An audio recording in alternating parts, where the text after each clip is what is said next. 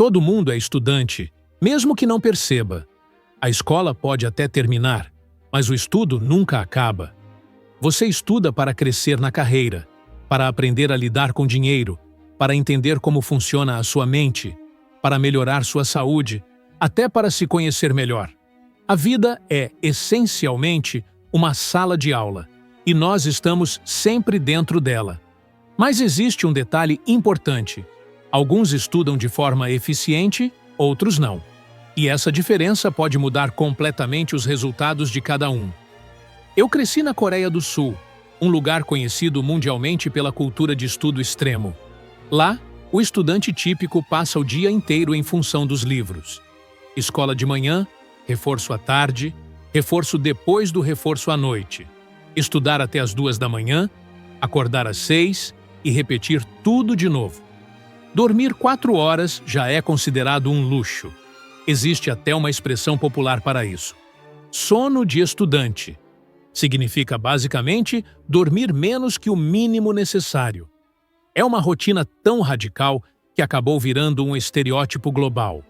O asiático que só estuda, que é bom em tudo, que parece um robô. Mas eu preciso te contar algo. Isso é, na maior parte, mito. Existe uma verdade escondida por trás desse estereótipo. O verdadeiro segredo asiático não é estudar 16 horas por dia. Isso, na realidade, é uma armadilha. O segredo é outro. É saber como estudar com eficiência, como aproveitar cada hora de forma inteligente.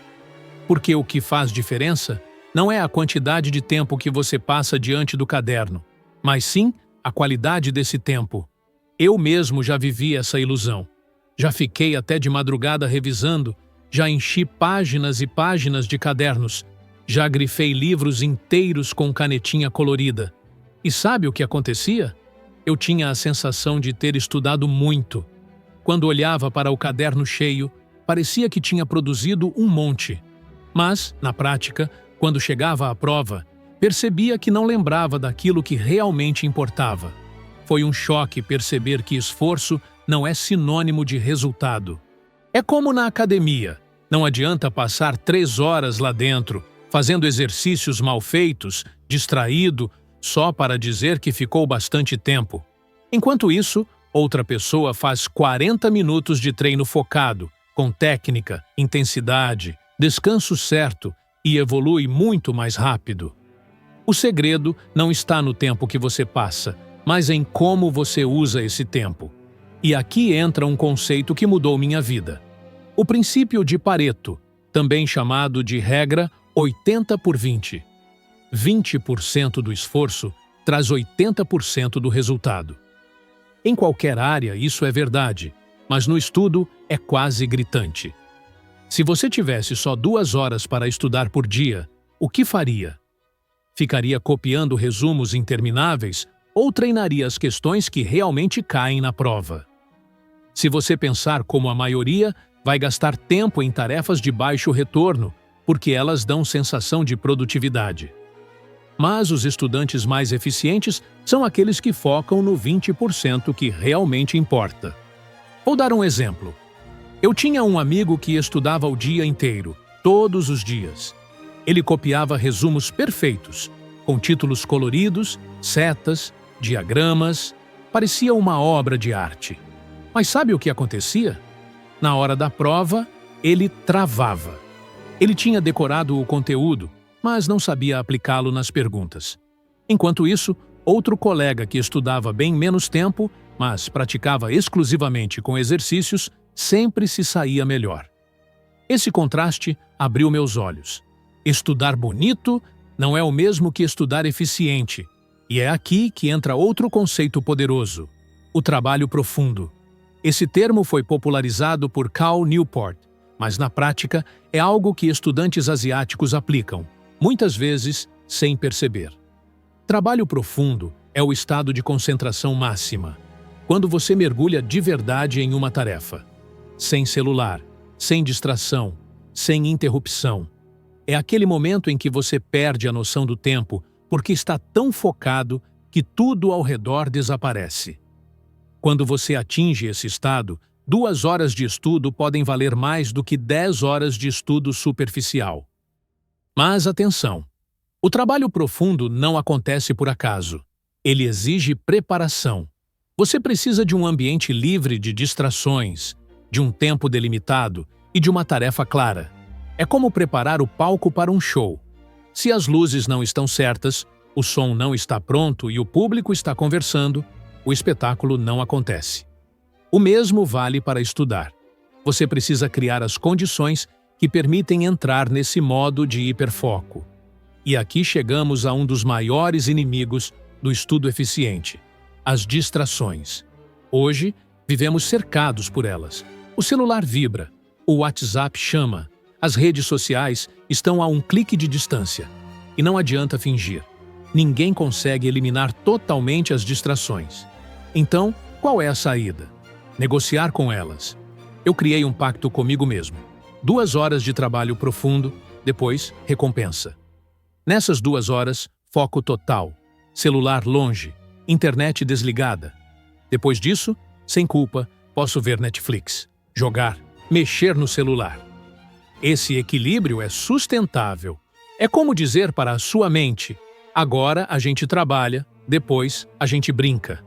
Mas mesmo o trabalho profundo pode ser desperdiçado se você não tiver clareza do objetivo. Esse é outro erro muito comum. Sentar para estudar sem saber exatamente o que vai fazer. Você já passou por isso? Abre o livro, começa a folhear, pensa: acho que vou revisar esse capítulo. De repente, já se passou 1 hora e você não fez nada concreto. É a sensação de estar ocupado, sem estar produtivo. O que muda o jogo é ter objetivos claros e específicos. Não diga: vou estudar biologia. Diga: vou resolver 20 questões sobre fotossíntese e corrigir cada erro. Não diga: vou revisar história. Diga: vou ler esse trecho sobre Revolução Francesa e escrever um resumo de 5 pontos-chave. Quando você estuda com clareza, o progresso é visível.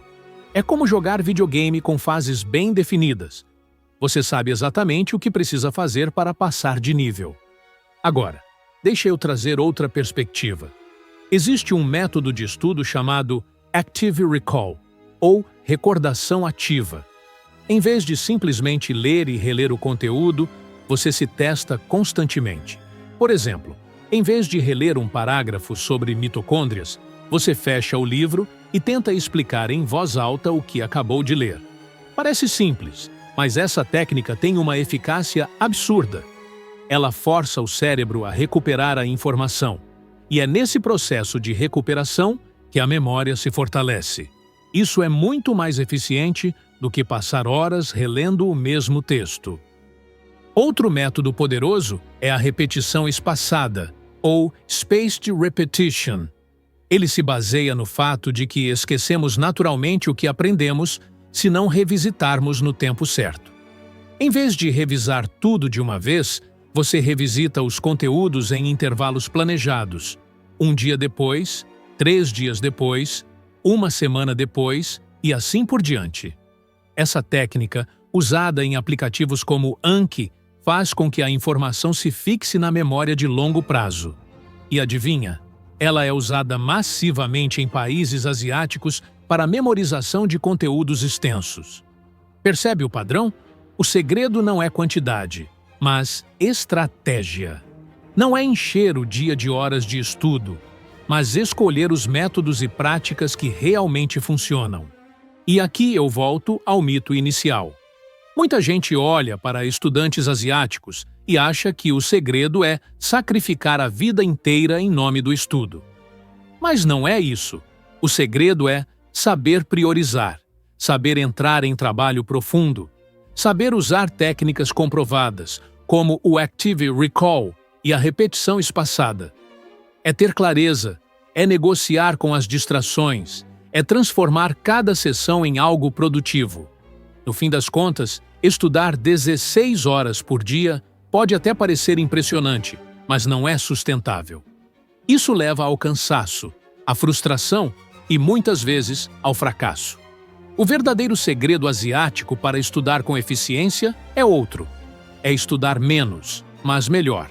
É usar 2 horas de foco intenso para alcançar resultados que outros só alcançariam depois de 10 horas de esforço superficial. Se você aplicar esses princípios, vai perceber que pode tirar notas máximas sem sacrificar sua saúde mental, sua vida social ou a sua felicidade. E, acima de tudo, vai entender que estudar nunca foi sobre quantidade. Sempre foi sobre qualidade.